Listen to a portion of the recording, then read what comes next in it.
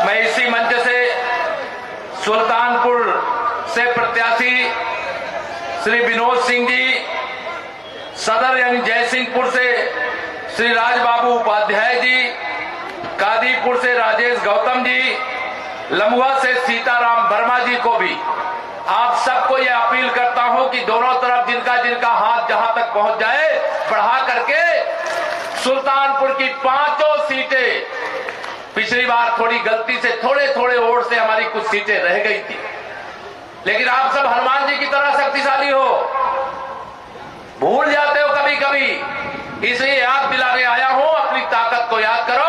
आप 5 की 5 सीटें कमल के फूल पर जिता करके देने की सामर्थ्य रखते हो। मंच पर विराजमान हमारे वरिष्ठ नेताओं में श्रीमान विकास शुक्ला जी, प्रबंधक हर्ष महाविद्यालय, हमारे वरिष्ठ नेता और पूर्व मंत्री आदरणीय ओम प्रकाश पांडे जी, जिला पंचायत प्रतिनिधि अध्यक्ष के प्रतिनिधि और ब्लॉक प्रमुख श्री शिव कुमार सिंह जी, ब्लॉक प्रमुख प्रतिनिधि श्री बबलू सिंह जी, पूर्व मंत्री श्री जयनारायण तिवारी जी, जिला उपाध्यक्ष श्री संजय सिंह त्रिलोक चंदी जी, और विशेष तौर से सोनम जी जिन्हें राज्य मंत्री का दर्जा किन्नर आयोग के उपाध्यक्ष के रूप में दिया गया है, ऐसे सोनम जी, क्षेत्रीय जो हमारी महिला मोर्चा की महामंत्री हैं श्रीमती बबीता तिवारी जी, इस विधानसभा में चुनाव के लिए प्रभारी बना करके भेजे गए श्रीमान ज्ञानेश्वर शुक्ला जी, जिले के महामंत्री श्री घनश्याम चौहान जी, विधानसभा के संयोजक श्री महेश सिंह जी, जिले के उपाध्यक्ष श्री आलोक आर्य जी, पूर्व जिला पंचायत के हमारे सदस्य श्री रणविजय सिंह जी, विश्व हिंदू परिषद से श्री राम मनोहर जी, जिले के मंत्री श्री प्रदीप शुक्ला जी, जिला पंचायत के सदस्य द्वय श्री बद्री प्रसाद जी, विजय कुमार पांडे, बप्पू फाइटर जी, भारतीय जनता पार्टी के वरिष्ठ नेता रामचंद्र मिश्र जी, जिला अध्यक्ष महिला मोर्चा श्रीमती रेखा निषाद जी, और हमारे साथ विधानसभा में लगातार जो लम्बुआ से प्रतिनिधित्व करते थे और बहुत ही विद्वान नेता के रूप में पार्टी का काम करने के देवमणि दुबे जी, आप भी यहां पर विराजमान हैं। मैं ऐसे अपने सभी मंच पर अन्य सभी वरिष्ठ नेता सामने बैठे हुए, चाहे पन्ना प्रमुख हो, चाहे बूथ के अध्यक्ष हो, चाहे हमारे शक्ति केंद्र या मंडल के या जिले के किसी स्तर के मेरे कार्यकर्ता साथी हैं, मैं ऐसे सभी साथियों को, आदरणीय शैलेंद्र सिंह जी हमारे एमएलसी, उनका नाम छोड़ गया था, आदरणीय शैलेंद्र सिंह जी, और यहां मंच पर और सामने बैठा हुआ यह विशाल जनसमूह, मैं आप सबसे कहने के लिए आया हूं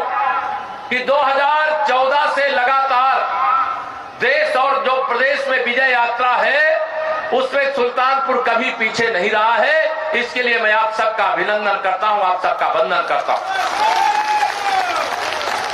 2000 मेरी आदरणीय दीदी जी, मैं क्षमा चाहता हूं, मेरी आदरणीय दीदी डॉक्टर प्राची जी, जिनको आपने सुना, मैंने अभी पूछा है, नाम कई बार जल्दी जल्दी में लेना भूल जाता है, आदरणीय दीदी जी और अन्य सभी, तो मैं आप सब 2014 या कहा मैं कहूं कि जब से श्री राम जन्मभूमि आंदोलन की शुरुआत हुई है तब से लेकर के अब तक कभी सुल्तानपुर लोकसभा क्षेत्र हो, विधानसभा क्षेत्र हो, पीछे मुड़ करके आपने नहीं देखा है। आप सबको मैं यह निवेदन करना चाहता हूं, आप सब 2022 के चुनाव में यह इसौली विधानसभा ऐतिहासिक सीट है और इस सीट पे कमल पिछली बार खिलता, वैसे हमने कोई भेदभाव किए बगैर जैसे जहां भाजपा का कमल खिला था उसका भी विकास किया है, और यहां के विधायक के माध्यम से कभी एक भी मांग किए बगैर हमने इसौली विधानसभा क्षेत्र में, चाहे ओम प्रकाश पांडे बजरंगी जी हो, चाहे पूर्व मंत्री जी हो, चाहे मंच पर बैठे अन्य सभी वरिष्ठ नेता हो, जो भी बताया है वह काम यहां पर हम लोगों ने करने का काम किया है और उसका लाभ आप सब लोगों को मिला है। मैं अगर आपसे यहां पर पूछूं 2017 से पहले की स्थिति याद है? कैसे गुंडागर्दी थी, और यह गुंडागर्दी जो बची खुची है ना, 22 तारीख के बाद सब खत्म कर देंगे। 22 को नहीं, आपके यहाँ तो 27 को मतदान है। मुझे 22 याद आ रहा है, 22 की कल सभा। 27 के बाद मतदान हो जाने दो और 10 मार्च को फिर से भारतीय जनता पार्टी का कमल उत्तर प्रदेश में खिल गया है। बाकी चरणों का केवल मतदान होना बाकी है। लेकिन मैं आपसे सौली का कमल का फूल मांगने के लिए आया हूं। दोगे इस बार? दोनों हाथ उठा के बताओ, दोगे? मैं आप सबसे विनती करने के लिए आया हूं। मैं वोट मांगने नहीं, मैं तो वोट के रूप में कर्ज मांगने आया। आप कमल का फूल खिला दो इस विधानसभा में, सुल्तानपुर में कमल खिला दो। ब्याज के साथ चाहे दिल्ली के खजाने से लाना पड़ेगा और चाहे लखनऊ के खजाने से लाना पड़ेगा। इसौली सहित पूरे सुल्तानपुर को चमकाने के लिए मैं स्वयं प्रयास करके आपके जीवन में खुशियां लाने का प्रयास करूंगा। भारतीय जनता पार्टी की सरकार 19 मार्च 2017 को आदरणीय योगी आदित्यनाथ जी के नेतृत्व में शपथ लिया और शपथ लेने के बाद लगातार आप सब जानते हैं कितना काम हुआ है। याद करिए 2017 में भाजपा की सरकार आने से पहले कितने घंटे बिजली आती थी? याद है कि नहीं याद है?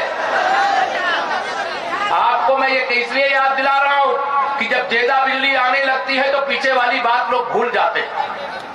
पहले समाचार ये होता था कि बिजली आती नहीं और आज समाचार यह आता है कि बिजली जाती नहीं।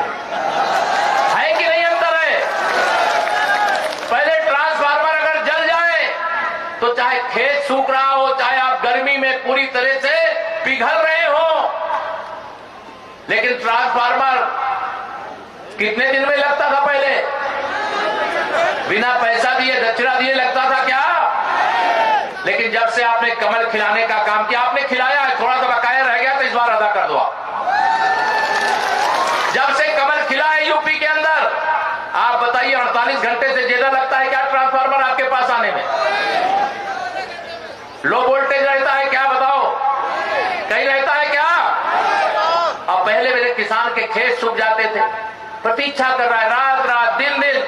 अब मेरे किसानों को शायद रात में खेत को सींचने के लिए नहीं जाना पड़ता होगा, दिन ही दिन जाते होंगे, सिंचाई करके चले आते होंगे खेत। होता है कि नहीं होता है? ये सब आप सबके आशीर्वाद का प्रताप। पहले सड़कें कैसी थी? 2017 से पहले कागज में बनती थी, कागज में। जो सड़क आपकी सेवा में समर्पित करना चाहिए था बना करके, उस सड़क को कागज में बना करके विरोधी खा जाते थे, विपक्षी खा जाते थे, उनके गुंडे माफिया अपराधी खा जाते थे। आपका जीवन कभी खुश नहीं देखना चाहते थे। मेरी यहाँ बड़ी संख्या में गरीब माताएं बहनें बनी बैठी हैं। बताओ, देश के प्रधानमंत्री की कुर्सी पर जब आपने गरीब माँ बाप के बेटे माननीय नरेंद्र मोदी जी को बैठाया, तब से लेकर के बताइए प्रधानमंत्री आवास योजना में आपको पक्का मकान मिल रहा है कि नहीं मिल रहा है? जब से माननीय नरेंद्र मोदी जी देश के प्रधानमंत्री बने हैं, गरीब के घर में भी शौचालय बन रहा है कि नहीं बन रहा है? जब से आपने माननीय मोदी जी को प्रधानमंत्री बनाया है, जिन घरों में आजादी के बाद से बिजली नहीं पहुंची थी, बिना पैसा लिए बिजली का कनेक्शन दिया गया है कि नहीं दिया गया है? जो कभी रसोई के चूल्हे पर रसोई गैस से उसके घर में चाय भी बनेगी नहीं सोचा होगा, आज पूरा भोजन बनाने का मौका क्या माननीय मोदी जी के आने से पहले कभी मिला था क्या? या तो जागीर समझते थे सुल्तानपुर से लेकर के अमेठी से लेकर रायबरेली तक, जिनकी 4-4 पीढ़ियों तक सरकार रही। लेकिन आज भी यहाँ समस्याएं जो बची हैं, वह किनके कारण बची है? चाहे वो कांग्रेस हो, चाहे सपा हो, चाहे बसपा हो, ये सब एक ही थैली के चट्टे बट्टे हैं। गरीबी हटाओ का नारा देंगे और गरीबी हटाओ के नाम पर योजना बनाएंगे। योजना बना करके गरीब तक पहुंचाने की जगह स्वयं खा जाते हैं और इनके नेता खा जाते हैं, इनके भ्रष्टाचारी, इनका गैंग खा जाता। मैं आप सबको आज यहां पर कहने के लिए आया हूं, 3 चरण का चुनाव हो गया है और 3 चरण के चुनाव में ही साइकिल उड़ करके सैफई चली गई है। जाना चाहिए कि नहीं उसको सैफई? चौथे चरण का चुनाव होने वाला, यहाँ 22 को है ना, 27 को। अच्छा, यहाँ 27 को, 22 को कल वोट पड़ने वाला, 23 कल वोट पड़ने वाला है। सैफई नहीं, आप ध्यान रखना, आप सबका जैसा आशीर्वाद मिल रहा है उस आशीर्वाद के प्रताप से मैं पूरे विश्वास से कह सकता हूं कि 10 मार्च को 11 बजे सपा बसपा कांग्रेस का 12 बज जाएगा। और ये साइकिल उड़ करके अभी सैफई गई है, यहां से उड़ते उड़ते उड़ते बंगाल की खाड़ी चली जाएगी। जाएगी कि नहीं? भेजोगे कि नहीं भेजोगे? और बहन मायावती जी का हाथी उड़ करके कहां जाएगा? बंगले में उनके पहुंच जाएगा। और जो हाथ का पंजा लिए घूम रहे हैं वो अपने ननिहाल नानी के घर चले जाएंगे। जाएंगे कि नहीं जाएंगे? इनके पास तो कोई बचा नहीं। मैं आज यह जो लड़ाई है ये गरीबों की खुशहाली के लिए है, गरीबों के जीवन में खुशियां पहुंचाने के लिए है। गरीबों को जो मदद हम लोगों ने 5 साल में उत्तर प्रदेश से सरकार आने के कारण किया है, अभी तो झांकी है, अभी तो पूरी पिक्चर बाकी है। 10 मार्च के बाद दूसरी पारी शुरू होगी, तो दूसरी पारी शुरू होते ही मेरे माननीय प्रधानमंत्री जी को, मैं तो उनको बार बार नमन करता हूं, सबसे ज्यादा गरीबों की चिंता उनको हर समय रहती है। सबसे ज्यादा चिंता माताओं बहनों की रहती है, सबसे ज्यादा चिंता उनको किसानों की रहती है, सबसे ज्यादा चिंता उनको नौजवानों की रहती है। उनको लगता है मेरा भारत आत्मनिर्भर बनेगा तो मेरे नौजवानों को रोजगार मिलेगा, उनकी कमाई बढ़ेगी। माताओं बहनों के लिए जब कोरोना का इतना बड़ा संकट आया, इस संकट के समय जब रोज कमा करके, चाहे वो छोटा व्यापार करते हो, चाहे मजदूरी करते हो, कोई कारोबार करते हो, जब रोज कमा करके पेट की आग शांत करना मुश्किल था, तो माननीय प्रधानमंत्री जी ने प्रधानमंत्री गरीब कल्याण अन्न योजना के माध्यम से, बताइए आप तक राशन पहुंचाने का काम हुआ है कि नहीं हुआ? दोनों हाथ उठा के बताइए, हुआ है कि नहीं हुआ है? माननीय प्रधानमंत्री जी को सबसे ज्यादा चिंता आपकी रहती है। और अब राशन के साथ में कुछ और भेजा जा रहा है, दाल भी, तेल भी, चना भी, नमक भी, वो भी मिल रहा है कि नहीं मिल रहा है? अब गांव-गांव में लोग कह रहे हैं कि भैया हमने तो नमक खाया है, हम तो कमल खिलाएंगे। तो सपा वालों की छाती पड़ जाती है, उनको लगता है कि ये कैसे कह दे रहे हैं। अरे अगर गरीब की सेवा तुमने किया होता तो गरीबों का श्राप नहीं लगा होता। श्री अखिलेश यादव जी, आपने गरीबों को दुखी किया है, उन गुंडों और अपराधियों का संरक्षण करके उनकी जमीनों पर कब्जा करवाने का काम किया है। जो गांव-गांव में सरकारी जमीनें थी जिस पर गरीबों का पक्का मकान बनना चाहिए था, वहां तुम्हारे गुंडों ने अवैध रूप से कब्जा करके रखने का काम किया है। अभी पहली पारी में 2017 से 2022 में अभी बड़े बड़े माफियाओं के घरों में तो बुलडोजर चल गए, वह जमीनें खाली करा करके वहां गरीबों का मकान बनना शुरू हो गया। लेकिन अभी इनके गुर्गे गांव-गांव में बैठे कि नहीं बैठे हैं? अभी हम लोग संकल्प पत्र लेकर के आए हैं कि 10 मार्च के बाद क्या करेंगे।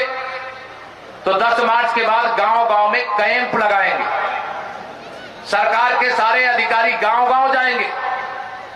जिन गरीबों को सपा सरकार के समय 300 रुपए महीना पेंशन मिलती थी, चाहे वो हमारी विधवा माताएं बहनें हो, चाहे बुजुर्ग हो, और चाहे मेरे दिव्यांग भाई बहन हो, उनको हमारी सरकार ने 2017 से 2022 में 1000 रुपया महीना देना शुरू किया। दिया है कि नहीं दिया है? लेकिन माननीय प्रधानमंत्री जी ने कहा 1000 भी कम है, 1000 से काम नहीं चलेगा।